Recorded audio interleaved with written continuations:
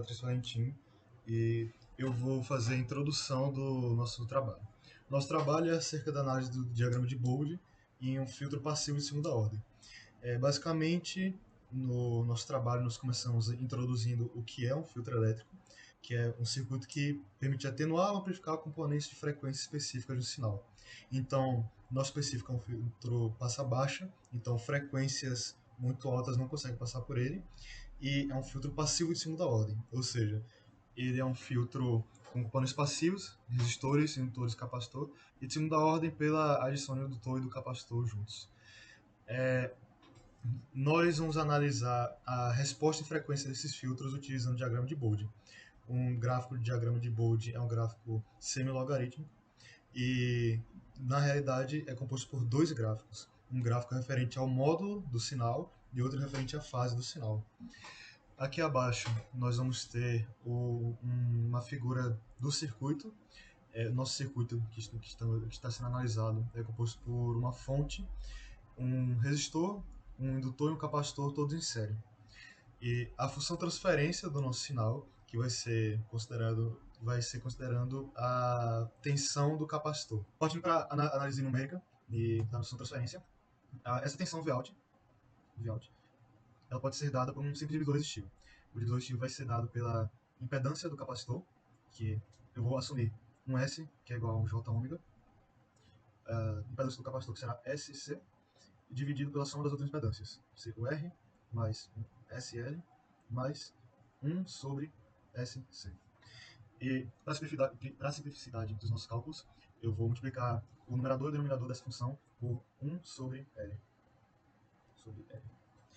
Nós vamos então ficar com uma função da seguinte forma: 1 sobre SCL dividido por R sobre L mais 1S mais 1 sobre SCL. Descendo esse S para baixo, vamos ficar com 1 sobre LC dividido por S ao quadrado. Vou colocar ele em primeiro lugar, já que é o maior grau. S quadrado mais S vezes R L mais 1 sobre LC. Aqui eu só fiz colocar o LC primeiro. Então, esta aqui vai ser o nosso Vout, que será também a nossa função de transferência, no H de S. Com a nossa função de transferência em mãos, agora nós vamos calcular a magnitude e a fase dela. Antes disso, eu só vou passar novamente a função em termos de ômega-j. Então agora nós vamos ficar com 1 dividido por LC dividido por j ao quadrado vai ser menos 1, então menos ômega ao quadrado mais j ômega R sobre L mais 1 sobre LC. Agora então, calculando a magnitude da função, vai ser o módulo da parte real, numerador, dividido por a raiz da parte real, que vai ser 1 sobre LC menos ômega ao quadrado, isso tudo ao quadrado, mais a parte imaginária ao quadrado, vai ser ômega R sobre L. Esse daqui é o módulo, a magnitude do nosso sinal. E, para calcular a fase do H de ômega J, nós fazemos a conta o arco tangente do numerador, que vai ser a parte imaginária sobre a parte real, a parte imaginária sendo 0, sobre 1 sobre LC, que é 0, menos o arco tangente, menos 1, do denominador, perdão, e sendo a parte da parte imaginária, numerador, então ômega R por L, isso tudo dividido por 1 sobre LC menos ômega ao quadrado. Então, apenas para organizar um pouco melhor, temos aqui então a magnitude e a fase do nosso sinal. Então é isso. Agora, tendo esses dois valores, nós podemos fazer a análise do diagrama de Bode. Para essa parte do vídeo, eu vou demonstrar o tipo de resposta que esse circuito possui. Para isso, vamos partir da equação diferencial que modela o circuito por meio de uma LKT. Então, nós vamos ter aquela de tensão no resistor, mais aquela de tensão no indutor, mais aquela de tensão no capacitor, devem ser igual a zero. Com isso, aquela de tensão no resistor é dada por R vezes I, mais aquela de tensão no indutor é dada por L, D e dt, E a queda de tensão do capacitor é dada por 1 sobre C integral de dt mais V0, que é a tensão inicial no capacitor. Isso é igual a zero. Bom, derivando aqui dos dois lados, para remover a integral, nós vamos ter que R di dt mais L di quadrado d quadrado t mais 1 sobre C vezes I é igual a zero. Para resolver essa equação diferencial, nós vamos usar a transformada de Laplace. E passando esse circuito para a transformada de Laplace, colocando a corrente em evidência, nós temos que o I de S vai multiplicar o termo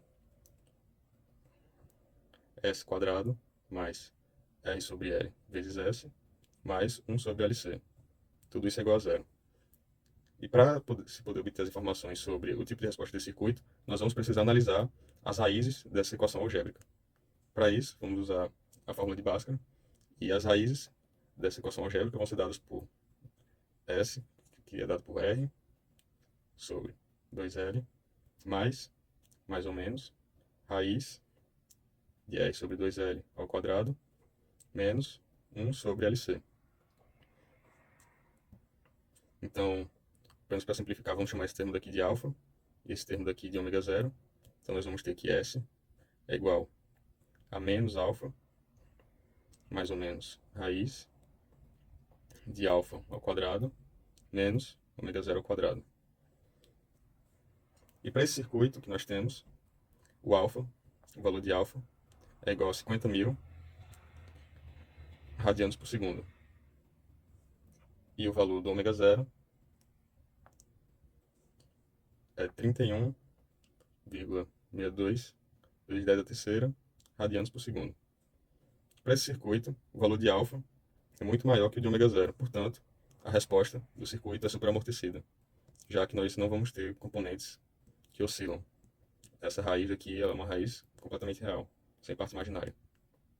Bom, e com a resposta superamortecida, isso implica uma transição suave entre a banda passante e a região de atenuação, e algo que é possível observar no gráfico que foi modelado no artigo, em que não há presença de componentes oscilantes na região entre essas duas bandas, condizendo então com o resultado demonstrado nesse trecho do vídeo. Bom dia, eu sou o aluno Guilherme Edgar e para a conclusão do nosso estudo, onde analisamos um filtro passivo de segunda ordem com base no diagrama de Bode, buscando entender seu comportamento em relação à frequência. A análise permitiu observar de forma clara como o sistema responde em faixas de frequência, contribuindo para sua caracterização em termos de magnitude e fase. Os resultados mostram que o circuito apresenta uma resposta superamortecida com transição suave entre as bandas passantes e de atenuação. Em pico de ressonância, isso pode ser observado tanto nos cálculos quanto nos gráficos, principalmente em torno da faixa de frequência de 5 kHz. Com isso, fica evidente que a escolha dos componentes de resistência, indutância e capacitância é fundamental para alcançar o desempenho desejado do filtro, já que esses parâmetros influenciam diretamente na frequência de corte, no fator de amortecimento e na estabilidade da resposta. Portanto, esse estudo reforça como a análise em frequência é uma ferramenta essencial para o projeto e a compreensão de sistemas lineares invariantes no tempo, contribuindo significativamente para o desenvolvimento de soluções mais eficientes e bem ajustadas às necessidades do circuito.